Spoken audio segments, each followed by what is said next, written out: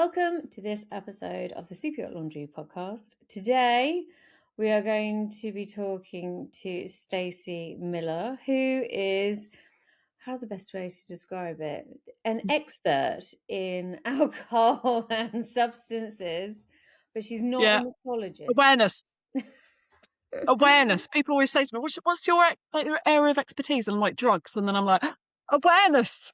Oh no, it's like I was saying, so your expertise is like alcohol, it could be alcohol, but Drugs. you're not a mixologist. It's really No, no. Well, the science behind yeah. uh the substance itself. So thank you so much for coming on. I'm very Thank you for intrigued. having me.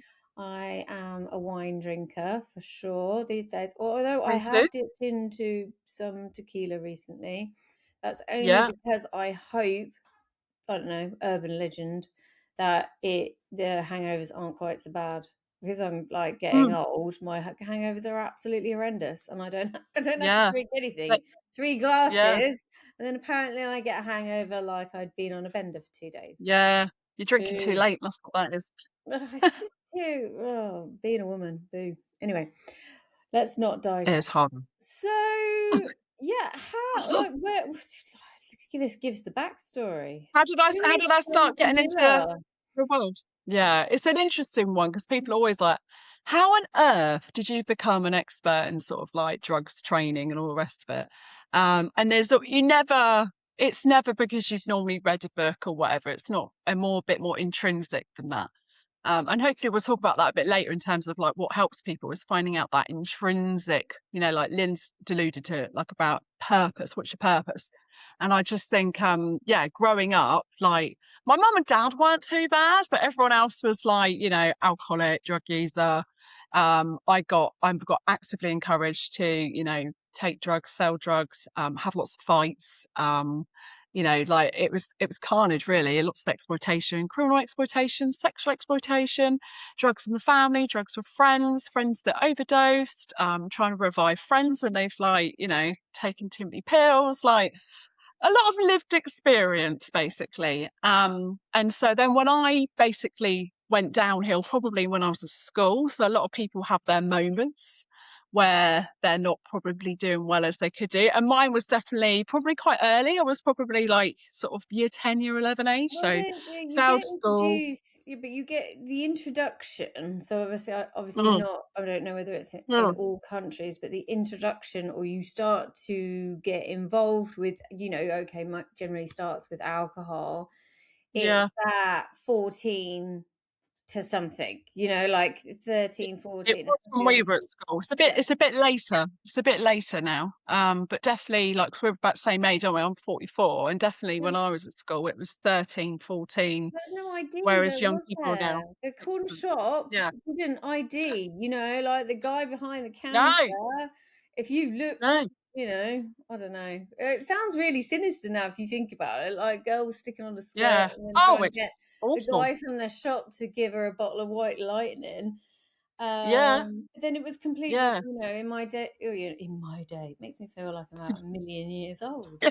Um, there Yeah. was certain bars and clubs that they let us in. We were 14, 15 years Oh old. yeah. Yeah. Even my own mum used to pick me up from a bar on Friday nights, and we used to just scrap, girls scrapping. You don't see teenage girls like scrapping now, but yeah, we used to fight because we were in their territory and it was carnage really when I think about it. But like we say, like weren't any phones, there wasn't like evidence and stuff like that. There was no like good drug education at schools either. Whereas nowadays, Mm. like if you speak to a crew that are like in their 20s, they probably had quite an all right drugs lesson at school. So they've had some sort of awareness about it. Whereas mine was a police officer just telling us, take drugs, you die and we'll arrest you. And that was it. So that made us become quite secretive, which Mm. is it doesn't work, so I think having all that experience, and then I had quite a few bad drug experiences myself, and then I like essentially kind of got clean, if you like, and when I was about 16, and I just like my personality changed. I became really ambitious, went to university, but then my problems had become with alcohol because I was a workaholic, couldn't switch off. So then I would drink a bottle of wine, maybe two, to pass out because I couldn't relax. And then then I got into I was like a drugs counselor in a school for a bit, managed an alcohol project, and then I realised that actually alcohol really messes up your sleep. It messes up your REM stage of sleep, which you need to process shit from your day. But I didn't know that, I only knew that because of my job. So I just thought there's so many things that I think could be act as really good intervention with education, training, staff training, just to, give people knowledge and the facts, and then hopefully they will make better choices. They might even want to be completely sober, but they might not. They just might have more awareness of coping strategies or whatever. Well, I mean, we are in an age of information. So going back to like when Mm, we were kids, alcoholism, if you're talking about in the 80s, early 90s, lots of very highly functional alcoholics. Even alcoholic behavior was just really just accepted, very, kind of. very It normal. Yeah. wasn't stigmatized anywhere near as much as it is now. And I think we Yeah. have gone through a massive learning curve with obviously the abuse to the individual, but the ripple effect it has on families and everything else. So, 100%. society has changed immensely. My own father was an alcoholic, and I lost him in 2005. Oh, wow. So he went through different types of rehab, all sorts of Mm, things, but before, I mean, in rehab, it was really rare that you even heard anybody go to rehab for alcohol unless mm. you were Elton John, or do you know what I mean? Unless Yeah. you had a load of money, because that service just Yeah. didn't really exist.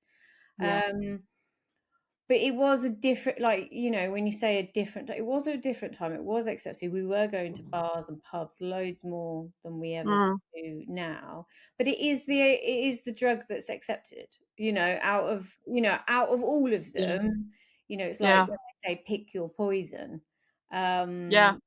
But also it's one of the drugs that has been accepted and used since Yeah. It's created. interesting with the alcohol because alcohol use has gone slightly down, which is great. But then if you look at like ketamine use, nicotine use, that's on the increase with young adults, so there's always something going on. Well, this is, it goes into human nature. Have we always, are we as humans predisposed to substances? With I, consciousness and awareness, we've always looked for something to kind of take the edge off and sedate, yeah, because the, the it's an world is a emotional regulation. terrifying place. If I lived in the medieval period, I would have been caning the mead or whatever, because life would have been pretty grim, you know? Yeah, So have it's we it's it's always? it's instant gratification. Like if you feel a bit of pain, whether that's like physical pain, stress, frustration with a colleague, you don't want to think, oh well, if I get a really good sleep tonight and do a bit of breath work for bed, I'll deal with it. Because that's like a bit of a long term ish solution, even though it's not that long term, but it's longer term than saying, actually, I'll have a bottle of wine and have a couple of fags and that'll sort me right out. You're looking for that short term reward because it's just easier and it gives you more dopamine and then you want more of it. So Yeah. yeah, it makes total sense. But you like going back to times like in somebody was saying about EastEnders. Back in the day it was like, let's go to the Vic for a drink. It's stressful. To the Vic for a drink. Yes. You're sad. Yeah. Go to the Vic for a drink. And all Yeah. of them were the same. Yeah. Yeah. Coronation Street. They all had Yeah. the pub at the hub of. So subliminally we were all told to just go to the pub and have a Oh, drink 100% in and you'll England. be all right, Yeah. you know. But Yeah. I love the story of the monkeys that lick caterpillars. That's my favorite What? story. What? Go on, You tell know, me I about mean, this. they're like, you've got to check it out. I'm pretty sure you can still find the video on YouTube. But Right. basically, it's the story like relating to evolution. Have humans always meant to find a way to get leathered type thing? Because I think Yeah. there's some other animals that kind of eat fruit and stuff like that. But basically, it leads into like with that like passing on knowledge. There's a bunch of monkeys that basically live off coconuts, and then they realized one monkey just decided to wash the coconut in the sea to get rid of this to get rid of the sand because it's falling in the sand, and then it's Right. easier to eat the coconut. But there's also a version about monkeys that lick caterpillars, if they eat this caterpillar, it's like insanely poisonous. But if they just lick it, they get high. And then they're Oh, just right, okay. all off Wouldn't their surprise me. face, hanging around in a tree. So, like, if you can trace it Loving back, life. no, but if you can trace it back to the monkeys, which apparently, back in our, pre-human history, we Yeah, probably came it from. wouldn't surprise me, Cherise. Then there Yeah, is that psychological, like there is, we want a poison in a way to release, yeah, um, to kind of release these stresses and stuff like that. Because, like you said, nobody was talking about 100%. deep breathing, go for a run. Do you know what I Yeah. mean? Like nobody was I talking mean, about these I things. teach this stuff and I do practice what I preach. I do loads of like breath work, all that sort of stuff. But I still love a glass of wine every night. Do you know what I mean? And everyone's like, "Oh, you like a glass of wine?" And I'm like, "Yeah, I do." And I'm very aware of it. And I like a fag with it as well, which is even worse. But, that's just Yeah. my fag and my drink every night. And people are like, "Oh, are you justifying it?" Because it is a fine line of when are you a functioning drinker, you know? It's very, I used to manage an alcohol project for 7 years. So I've like studied it, teach it, done every campaign under the sun. It's an interesting topic. And then alcohol, drugs together, even more interesting. So would you say that so your first opportunity to work in that sphere, was it coming out of recovery yourself, or did it kind of all end up? Not How did you really. end up doing it? I don't think I realised I had really an issue as such because, like you hear of people having an issue and they hit rock bottom. Well, I never really did. Okay, yes, I probably almost overdosed a few times, but in my head, that was not rock bottom. In my head, rock bottom is like when you go to prison, no one wants to speak to you, you've lost your house. That was my rock bottom, or It's my train version of it. spotting, Anyway, basically. You have to hit rock yeah. bottom. It has to be a scene of Which is train not true. spotting. Yeah, not true at all. No, I did. So I did criminology psychology degree, and as a part of that, we had to do about drugs and crime. And I thought, oh, this is fascinating. And then when I did my dissertation, I did a loads of voluntary work, working in street services, working with the homeless, working in needle exchange projects. And I met a guy that was in recovery, and I thought, oh, he's really interesting.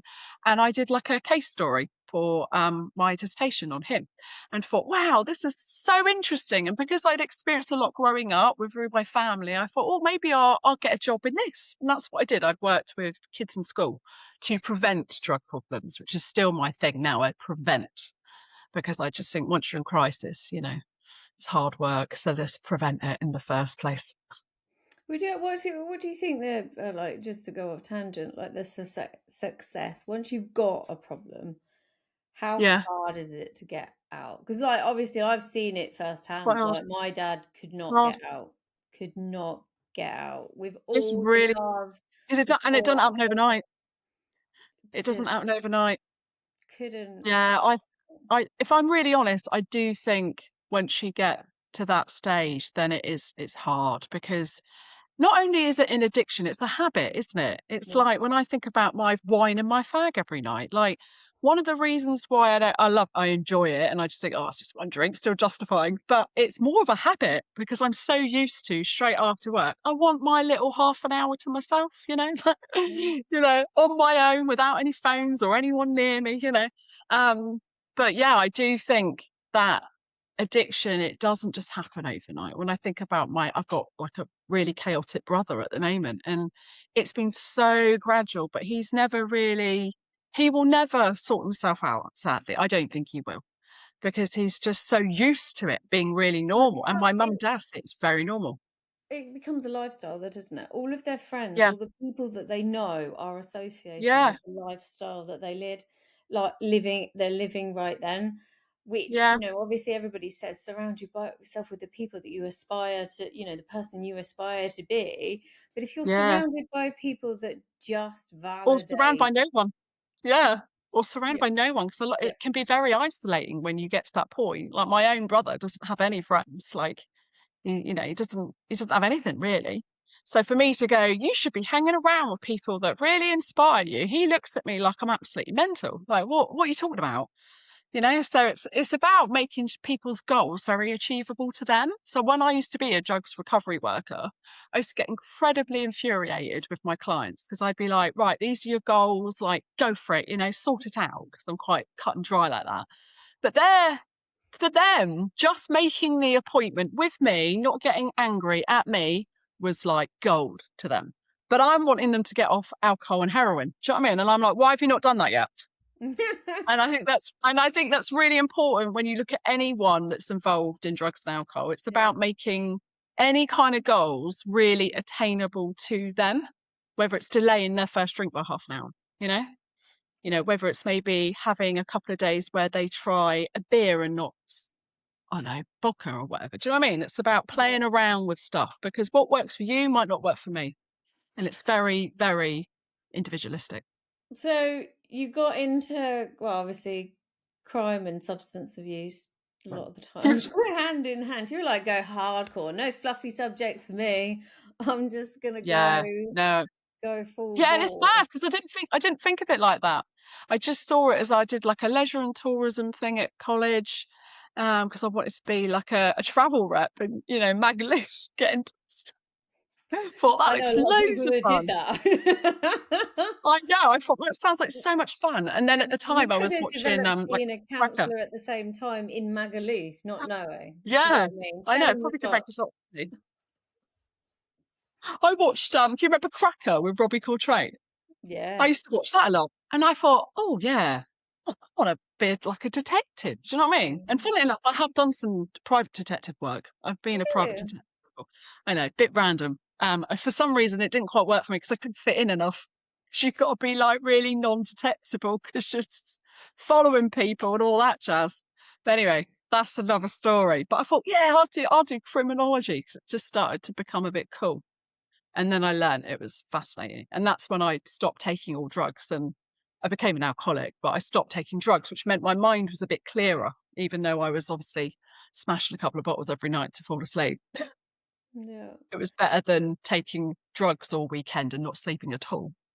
Yeah, I mean, there's different type. Like I've known. I lived in New Zealand for a while, so I lived with hippies. So they were all like holistic, eat organic, but smoke weed all day. So do you know Yeah. what I mean? And Like they they lose. projected this Yeah. like holier than now, don't really drink, eating everything that's grown out of the garden. But I'm going to Yeah. sedate myself all day with marijuana. I'm going to have a bong in the Mm. morning. Yeah. And they used to really like their legal highs when they were about as well, which was about 20 years ago. They had a massive issue with legal highs because I was in New Zealand when they came about. So yeah, there's always something, like you say. And weed, yeah. So it's funny enough, someone this morning said to me, like, what's the worst drug? And I was like, oh God, like it really does depend on what you're looking at, because people always think, oh, weed's a plant or whatever. And you think, well, there's loads of drugs that are plants, like actually drugs are either synthetic or they're plants, so Well, cocaine's a plant. vodka was a potato Yeah. at some point. So it's like a vegetable. Weed is I like would eat 5 a day. awful. Weed's awful for your mental health, like really bad. And also I'm thinking about crew. So like I went to Antibes in France, stayed in a crew house for a few weeks, just wanted to get Ooh. really amongst it. And people were quite into THC vapes because they didn't smell as much as weed. It looks like a vape, so you can walk down the street. And it's their way again of switching off. And it's not as potent, as in like doesn't get you like really sort of like, if you smoke weed, your eyes bloodshot. It makes you still quite focused. It's got like quite high level THC in it, which makes you more sort of like not so sleepy, basically.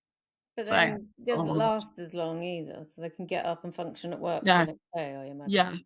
But actually, if you got drug tested, weed stays in your system for up to a month. You know, but then on the flip side, you've got stuff like coke that stays in your system for three days. So then you're thinking, oh, well, I'll just take coke then, shall I? Because if my boss needs to drug test me, it'll be out the system by the time we get round to getting the drug tested. Do you know what I mean? It is tricky. What did you think to on Teams? So like where's like so obviously you've Loved been NT. working on land with all of these Mm. Very incredible Yeah. initiatives and trying to help people. Where the hell did yachting come into your sphere? Oh, it was just mad. I think I made a decision about maybe a year ago that I wouldn't have a family, and that's mainly because my brother and his partner are very chaotic drug users. So I have their daughter a lot. She's 5. And I thought, oh, if I have a kid, like this kid's not going to have the life that she deserves because my parents already helped a lot with her. And I just thought maybe it's just not meant to be. And I'm 44 now. And then obviously when you then realise that that family thing is not going to happen, I mean, it's weird. I have to say have real mixed weird feelings about it. But on the plus side, you think, well, I can do whatever I want. What do I want to do? And I love traveling. I've been to 50, I think 56 countries now. Like, I love it. I travel all the time. And because I'm self-employed, I can work online. I live on my own. So I have a partner, but I'm like, you're not living with me permanently because I want to rent my flat out, go away, pay for my trips. And so a friend of mine said, oh, you want to look into the yachting world. So I had a look at the hostess work briefly. Went to France because I thought I need to just figure out this industry and see if it's for me and see if it's welcoming, see if like what the appetite is for me either doing crew work or doing my training, which is what I do at home on the drug stuff. And everyone was like, no brainer. Crew training on substance use, it'd be great. So then I was like, right, then so because I was staying in a crew house, I thought these guys are like my constant focus groups. Hmm. So, oh, and I was like their agony aunt, to be honest. Like, I had so many Yay, of them living telling me, therapist. You'll be getting all the yeah, stories. I run away from yeah. home. Uh, I know, but you know what? I loved it. I loved it because it opened my eyes to seeing what it's like. It's like the alcohol thing. I thought, Gen Z's, mate, they don't drink. Oh my God, they did. But then it was interesting because the nationalities did vary slightly, you mm, know? So I think that was super interesting.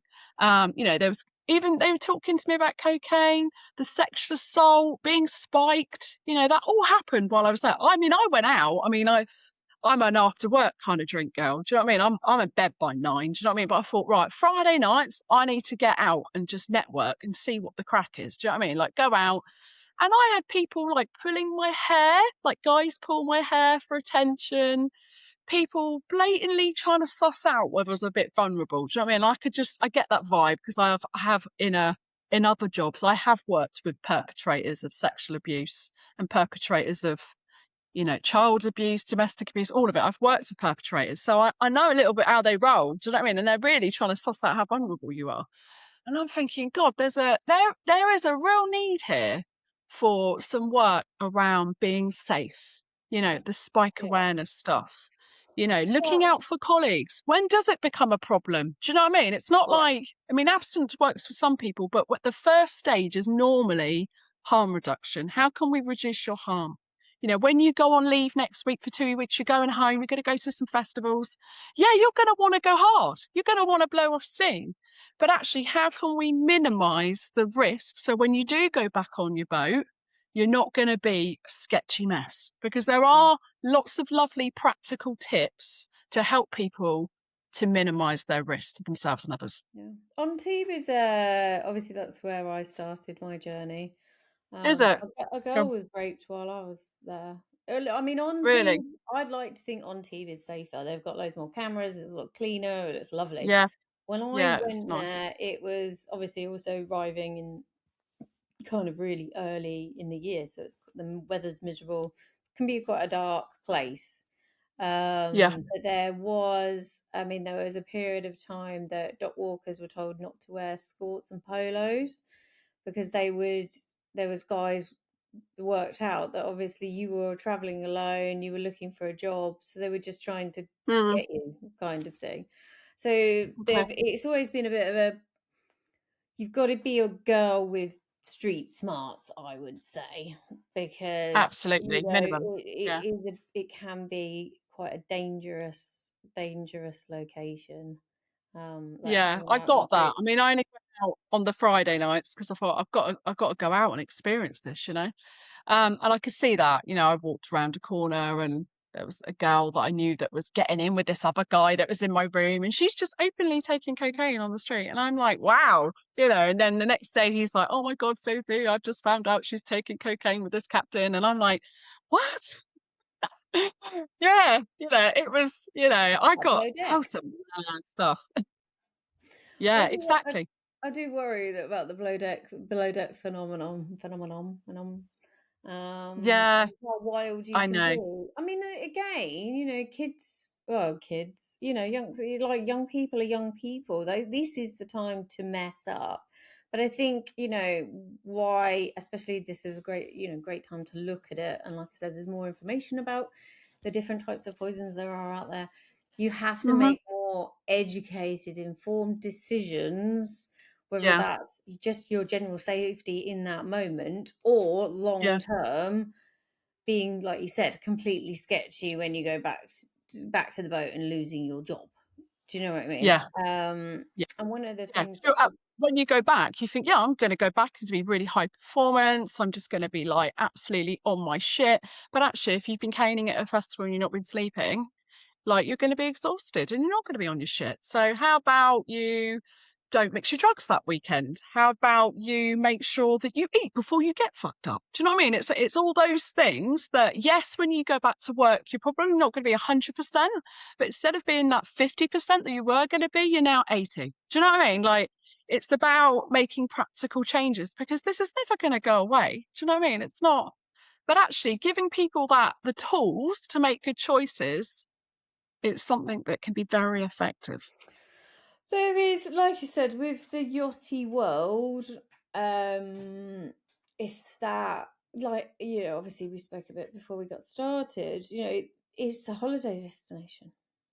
Yeah. We are working in holiday destinations, so everybody wants to go Yeah, out and have a thumbs good out. time. The guests want to go out, have a good time. Then you're going to be, guests get off. You've got 3 days in Ibiza. What are Wow. you going to Wonder what you're going to do? do there. What are you going to do? You can't be, well, because also the reason why you want to do the job is because you want to travel and maybe get to some Yeah, parts. absolutely. You know what I mean? And you've got a few Mm, days. So, you do want to experience these places, but it is that the euphoria of getting off because you've just worked really, really hard for like 2 weeks. mm, Then you're yeah, in a brand new location. So it's all exciting. So you're all hemped up. You're like, yeah, and it kind of feels like you're on holiday. You're actually yeah. running You got the around. money. You got your You've got money to money, go you to haven't your spent any expensive money. clubs. Do you know what I Mm, mean? So it is the perfect storm it can of be, yeah. it can be the perfect storm for lots of different factors. And what I've found with doing Yacht Pearls of Wisdom and the podcast, and obviously talking to lots of women, there's still a lot of things we can do to stop the catastrophic things happening. Mm, And obviously yeah, you talked about drink spiking. Drink spiking has always been a thing. We've just done our survey. Every marina that holds super yachts on the planet got flagged for drink spiking. really. So That's there interesting. isn't there isn't a place where it doesn't happen, as far as I'm Oh, no. aware. In the research that I've done, so we're only doing really big marinas that can cope with proper super yachts. Yeah, can't It's wait to happened hear in your every single research. one, even Monaco. Mm, And the reason why I started the crew wellness bags in Monaco was to give out drink protectors. Because nice. people just assuming, because it's supposed to be and is advertised as one of the most safest places, you can wear your 250 grand Yeah, Rolex gold plated, diamond encrusted watch, you're not going to get attacked. yeah. But if you're a female that's slightly Perfect. vulnerable, Perfect place, isn't it? I mean, if you put, I mean, again, I've just worked with a lot of perpetrators, so they've told me what they do. That they just they're going to go to places where people are just going to let themselves go. Especially like you're more likely to be a victim of crime when you're abroad than you are in your own country because of you let yourself guard down. You're like, okay, I'm abroad, that's fun. So you're not as vigilant. That's quite actually, is it interesting. like, if you can give me from the eyes of a perpetrator, what are they looking for? Because obviously we talk all the time from Vulnerability, when we have. It's always like what women can do. Like we're not the ones perpetrating, but we're obsessed with lack of telling women how boundaries, to change their vulnerability. behaviour. lack of assertiveness, people please. There's all sorts. So in terms of like sort of sexual assault, drug, maybe spiking, obviously if you're hammered, then you're perfect, like for a perpetrator. But it's more like, because it doesn't always happen straight away, there could be some grooming involved in that.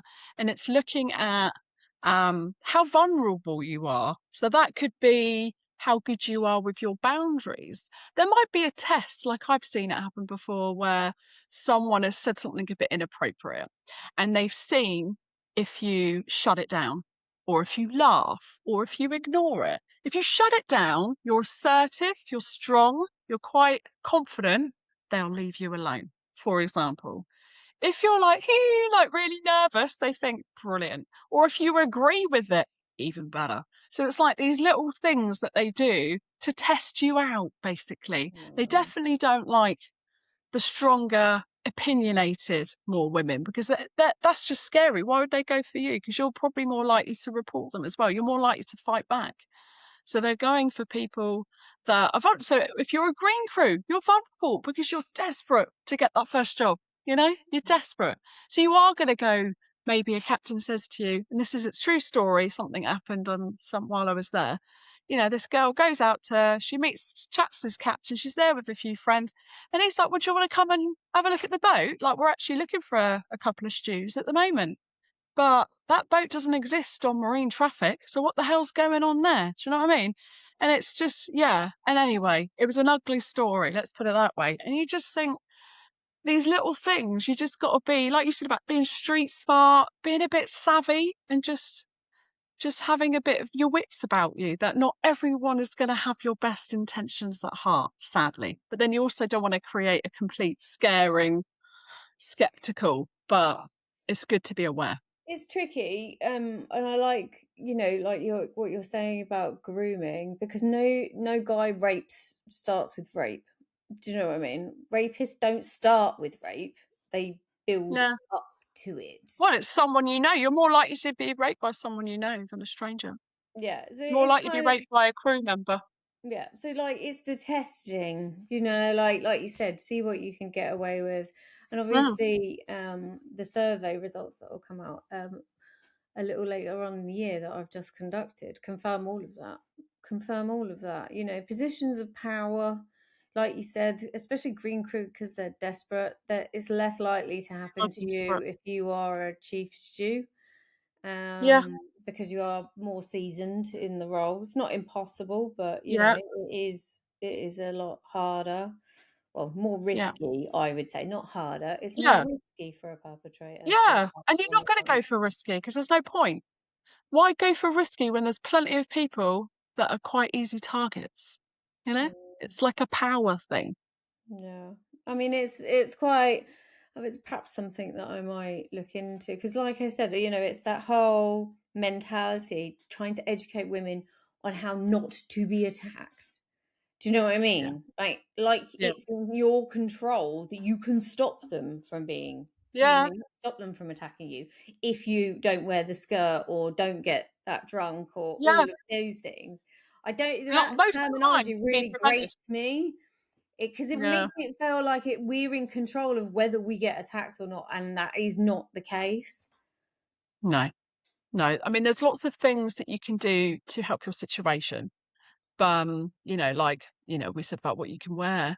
You can wear what you like, but, do you want to attract the wrong type of attention? Again, you shouldn't have to be in a position like that.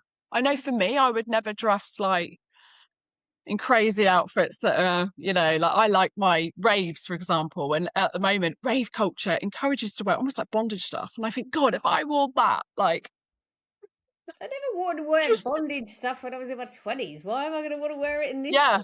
Blech. No, but if you look now at like German raves and stuff like that, it's quite sexy, and you think fair play, but actually, do I want to put Promote that. myself in a risky situation where I'm going to have people that want to grope me? No, I don't. And sexual assault Mm, again is more on the increase at festivals. So yeah, yay. I Yeah, know. that's quite. It's, So positive. well, it is, but like I said. I think there needs to be a real honest conversation about what women can control. And then, Mm. we take responsibility for that. If you are out and you are having a good time, there's a certain Yeah. element of self-responsibility, Yeah, that and isn't there? looking out for your mates as well. I mean, I've had some situations happen to me with sexual assault, and yes, I didn't help the situation, but neither did my friends. My friends would actively encourage me to go off or whatever, and I'm like saying to them, I don't want to, and they're like, oh, you're all right. And you're thinking, what? And also thinking from an active bystander standpoint with the perpetrator's friends, because they don't all out just go out on their own and sit there and think, oh, who am I going to prey on? Do you know what I mean? Like, it doesn't always work like that.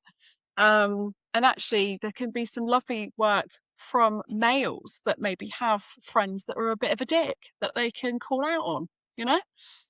Yeah, I think one of the things that I want to delve into a bit more is how, while simultaneously educating women to make sure that they keep themselves as safe as they possibly can, but Yeah. also working out what men can do to maybe, like not necessarily confrontation, but call out and not make it so easy, you Active know. bystander, they call that.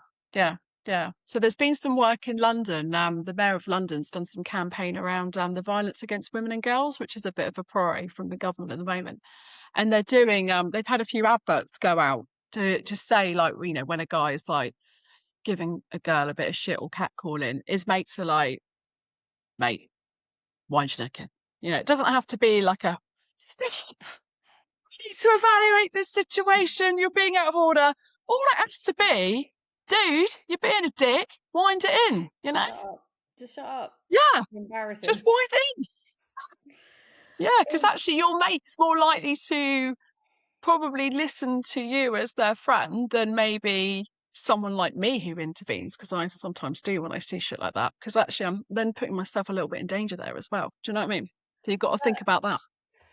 Thinking about the yacht environment, you could have a whole a whole entire crew that are active bystanders.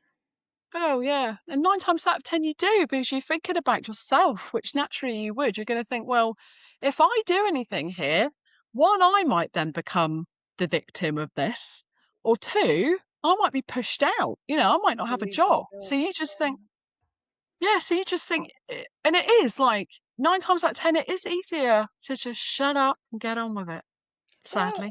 I mean, I was talking to somebody the other day, like what's going on with, reporting incidents and everything else. As a crew member, you might see something or an incident might happen on your boat, and you're like, that was absolutely effing horrific, but I've got a Mm. mortgage to pay. So what I'll do is I'm not going to get involved, but I am going to look for another job and then leave, so I don't sabotage my own finances on the way out. Do you know what Yeah, I mean? if you've got the energy to do it, because when you're working flat out, like the last thing you want to do when you've got a bit of time off is look for jobs. You know what I mean? I It's quite hard. like that terminology, active bystander. Yeah. That's a really good, because that is literally what's happening on board. You've got active bystanders that Mm. are, for the reasons we do understand, are just not, Yeah, and yeah, to I be get honest, it. let's be honest, they're not sure how or what they can Yeah, do you to might not even have implement the that. tools to do that.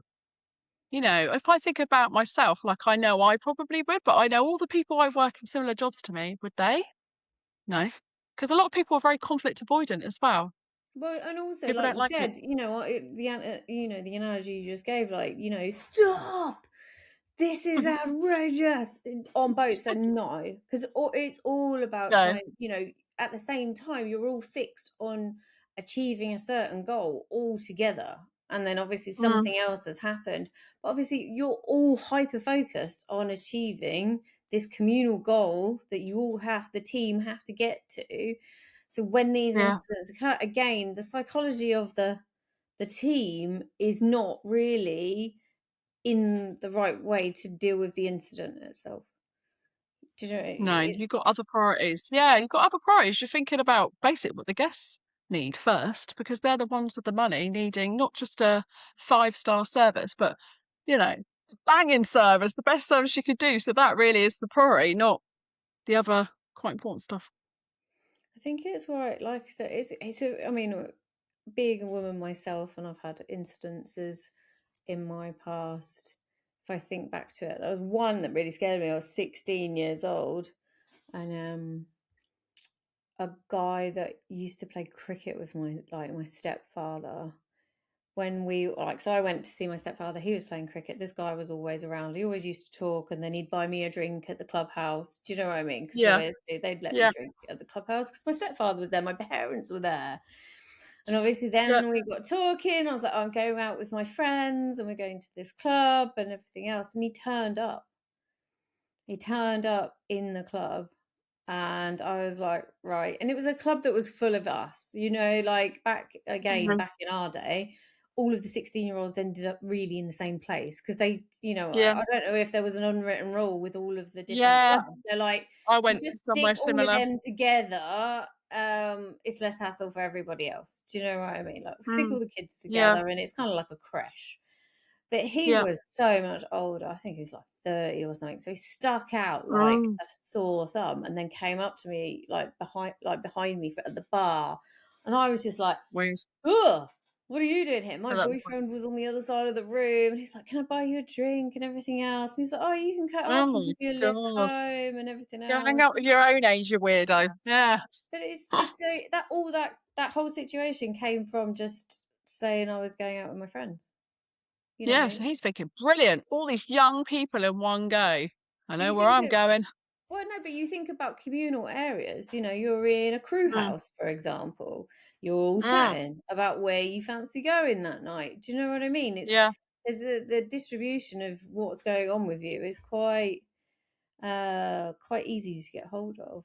And then also everybody shares their details. Everybody's like for being friends on Facebook. So like where you used to be able to go to a bar if somebody was being a dick, you could just go leave the bar. And then as yeah. long as you got round the corner before They, they they won't came be out able to to find look your for you. Instagram handle. No. But no, but now they could track you down.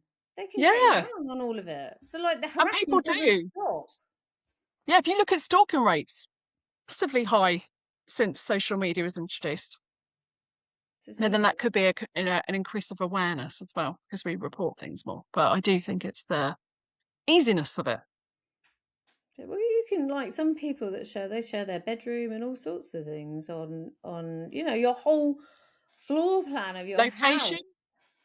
Yeah, your location, like Snapchat. I mean, we went ages ago now. I remember it had this feature on, like location was just, it was just enabled straight away. You didn't get like a notification say just to let you know, like you got to turn it on ghost mode if you don't want people to know where you are. And it literally will tell you that, like the number at the house where you're at, you know? It's just like, that's not good. And then who have you got on your social media? It's probably not everyone that you've seen and met in person and who's a really good friend. Mm. So let's hone in on um, the safety of women. From when you started, how has it like specifically drink spiking? Because we will be giving out drink protectors Hmm. again at this Monaco yacht show. Yep. Um, how have things changed? Like perhaps let's Okay. go. Let's do a That's a good decade. question. Go on. Let's go. It's like Right. what's changed? I would say alcohol is still the most common thing to be spiked with. That's not changed. And that can be literally in terms of people just adding more alcohol to your drink because when you're drunk, your taste buds aren't as strong. So then you don't really know your limits and you're getting wasted that way.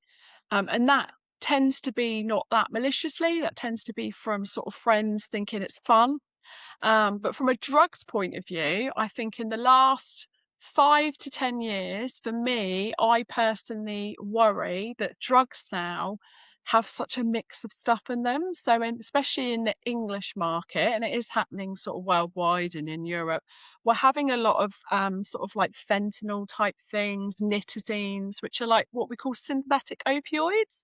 Now, if you've got that cut in a drug, and these things are happening right now, there and someone has bought that thinking it's ketamine to spike your drink, then but it's got some nitazines in, not only are you going to be vulnerable to the usual assault, sexual assault and stuff, but actually you could die because fentanyl is like, and nitazines, they are synthetic opioids and they are 50 plus times stronger than heroin. And if your body is used to not really taking drugs, then that increases your chance again of having a really bad experience because you have no tolerance, especially to opioids, because most people who take drugs don't take opioid type drugs. They don't take your heroin, they take more stimulant type drugs. So, and actually, when you look at what you're spiked with, it's not normally, any sort of cocaine, really. It's normally like ketamine because ketamine and alcohol can make you black out. It might be like roofies, which again just creates like a mental block and you don't remember, Was it but you're at quite drunk. GHB? GHB? GHB is a common one, more with the men who have sex communities, Gay more with community. that. And that's really dangerous. GHB, like you can go into a coma quite easily, especially mixed with alcohol. And I think a lot of these problems arise because alcohol and drugs together is just like a recipe for disaster, basically. You're not going to remember anything. You could come across really drunk, so your friends aren't quite aware. They might think, oh, she didn't eat tea. She's a lightweight anyway, when actually, you've got something really weird in your drink that's going to have a massive adverse effect on your health. There's So no I change would worry for about them, is contempt. there? There's a lot. No, no, I mean, no, and I think anyone can get spiked as well. I got spiked in Mexico on a holiday a few years ago, and bearing in mind, I'm teaching about this stuff. Do you know what I mean? And I actually wasn't aware I was spiked until I come back home and I was teaching in a school and I was talking to kids about you're more likely to be a victim abroad. They were asking me about spike drinking, and then one kid's like, "Have you ever been spiked then?" And I was like, "Oh." And they were like, "Have you ever been a victim abroad? And what's it like when a drink's been spiked?" Because my drink did taste a bit weird. And I'm like, "Oh my God." And my mum's been spiked. My mum got spiked in her early 50s, and I know I've got a friend that got spiked and he actually got raped by a guy. Do you know what I mean? Like, it can happen. It is predominantly young women, but it can happen to anyone. Well, I like it said, with the reason why I started the wellness bags in Monaco was because a whole Mm, bunch of women. So when I put out that alert that year while we were out and about and doing things, mm, mm. women were coming forward. It wasn't like they were even waiting to prey on the youngest or just the crew members. They Yeah, obviously just took an yeah. opportunity to spike as many as possible and then Wow. just see who got left See behind. what happens. Do you know what I mean? That's kind of a bit, I mean, that's quite scary, but and That's- the authorities were told nothing, radio silence, weren't going to talk about it, No. weren't going to say that even happened because obviously we don't want to ruin the image of what Yeah. they And want will you be to do. believed? Because, not dissing the police completely, because police can be great, but if you look at sort of the history of how police deal with spiking, it's not normally positive. It is often, well, you're just really drunk. And then actually, if you are brave enough to take it forward, a lot of drugs get out your system within a couple of days. Mm. So by the time you've had a drug test, that drug's out your system. So then, like, how are you going to prove it? Yeah, no, I mean, I got spiked in Barcelona once. Because you're Weird story, weird story. I got spiked. I was actually waiting for my husband, yeah, at the time. really. Yeah, no, we were Wow. in a hotel. So like I'll tell this story, it's quite funny. So husband's flying in.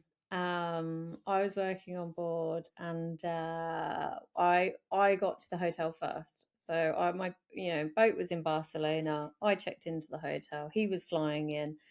We would like messaging backwards and forwards, and anyway, made the decision that because obviously you want to keep things spicy in the beginning. We'd pretend that we Yeah, didn't know each at other. the I said, beginning. I'll wait in the bar and Oh, you can come in and try and woo me, like you did in the beginning, I kind of like thing. it. Um, so I was sitting in the bar, took my book down there, got ready, made sure I looked all fancy. So I went down to the bar, took my book, and I was waiting for he'd just landed, so it wasn't going to be taking too long for him to get to the hotel. And there was a guy, so there wasn't, I think there was like me, another guy, and then a couple, and we were in the bar, and then this guy just who looked like Sideshow Bob um The Simpsons, just kept Okay. trying to talk to me, just kept trying to talk to me. And he was like, "Can I get you a drink?" And I'm like, "No, no, no, I'm fine. I was just got a drink in my champagne." And I was like, "Just no, just like," and he kept going on and on and on. And eventually I'm like, "Yeah, sure. Just, yeah, if you want to." Because he just obviously didn't think anything else of it. So anyway, he's chatting. My Tim comes in to the bar, sees that this guy's talking to me, and he sits on the other side of the room. And he was like, I was I think it was literally part like, of the "What are you role play. doing?"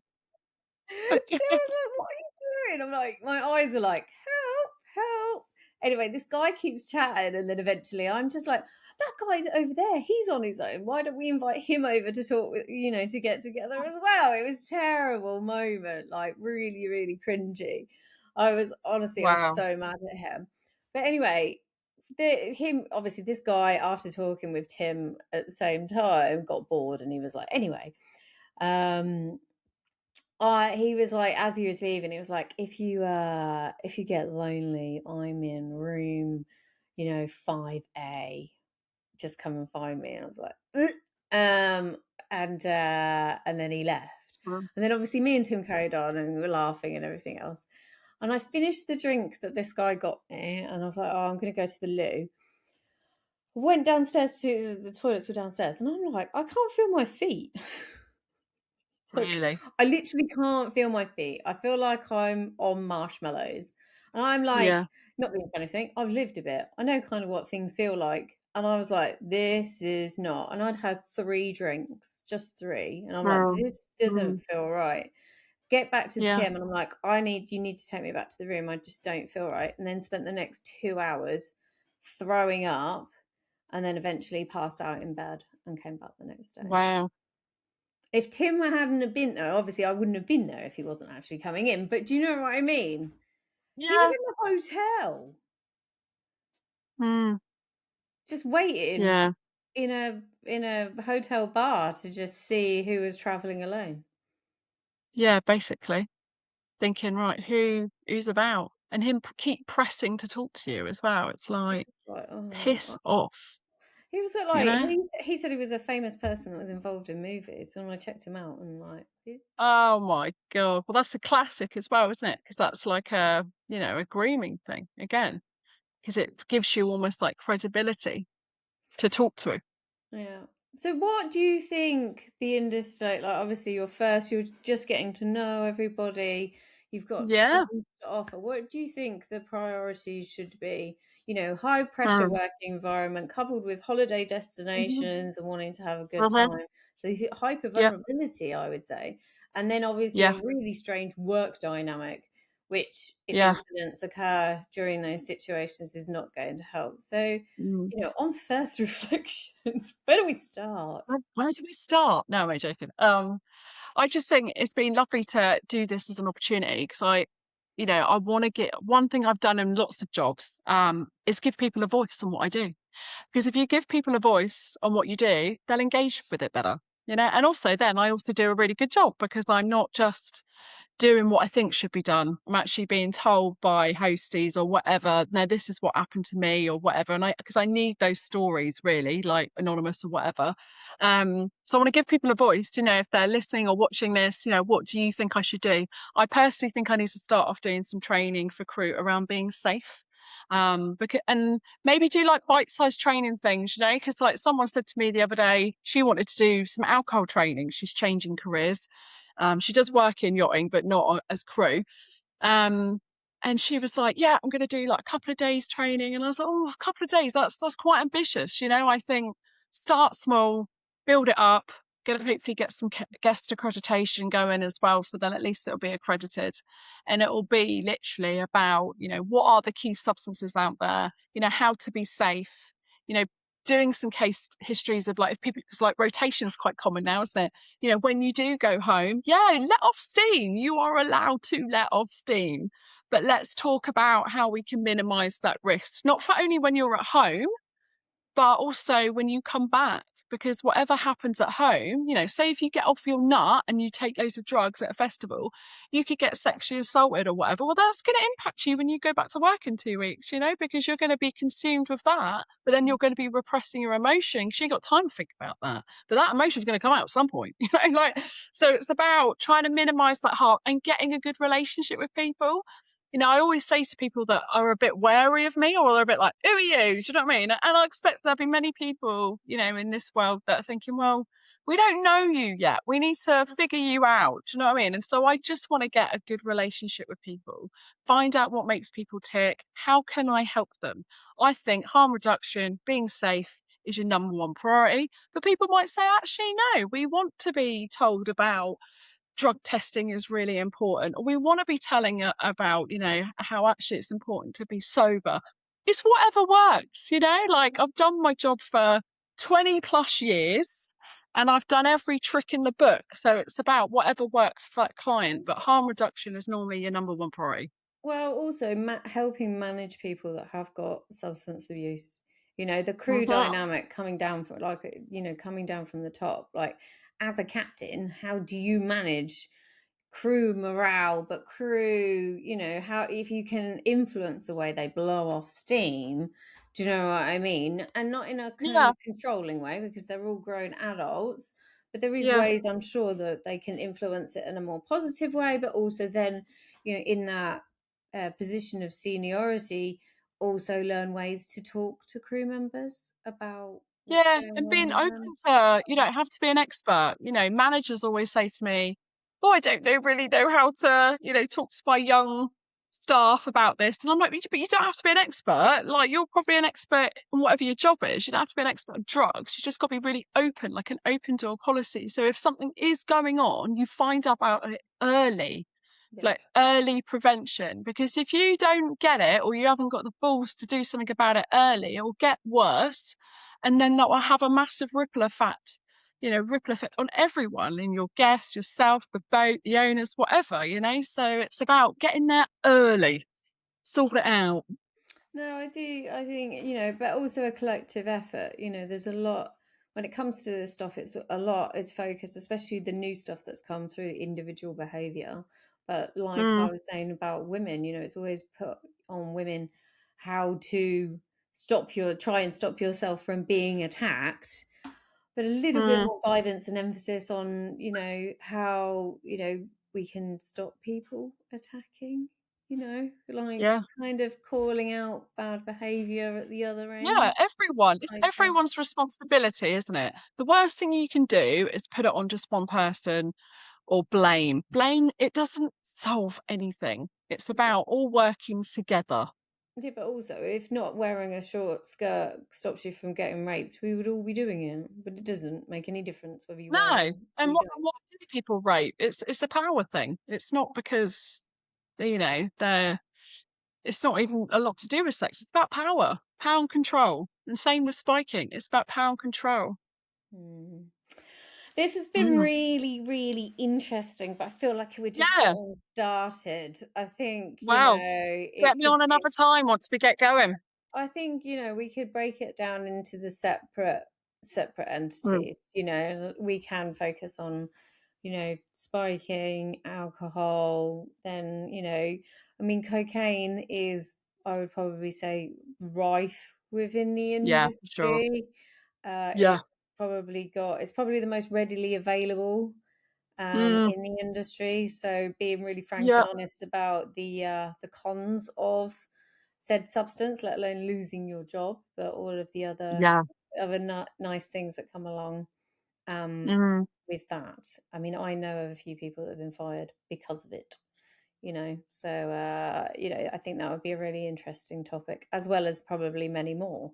So I am very excited about you coming into the industry and Thank you. bringing your expertise and starting to pin down some ways to support, educate, all at the same time around Mm. this, because it is a big one of the bigger things when it comes to crew welfare that isn't just female related as well. Yeah. I think it's going to be super helpful. I'm very excited. Thank you. Appreciate it. But we shall stop it there, and then we'll have a powwow and work out what the next one's going to be. Very exciting, very, very Love that. exciting. We could Love that. potentially do short versions, so we'll pick Mm, each I think so. angle and then do like a little mini series, Mm, half hour at a time, just specifically on yeah. certain I things. think it'd be really interesting to see, when you post this, to see what kind of things people talk about and say, actually, like, we want some more future ones. Like, what would you like us to talk about? I think that would be really good. We'll put a poll out, but obviously, if you've listened to this episode and the snippets that have been put Mm. out on social media, let us know. What do you want to know? And I will ask Stacey, and she will give all of her wisdom and we will delve into it. So, if you've got specific questions, you want to cover anything in particular, we will do that. Ask Stacey anything. I'm just like, I'm putting you out there. I don't mind. I just think I do have a lot of mad information in my head, so I'd like to share it because it keeps people well, safe, and living a good life. Yeah. And also, like, I've said this many times on the podcast, I am old.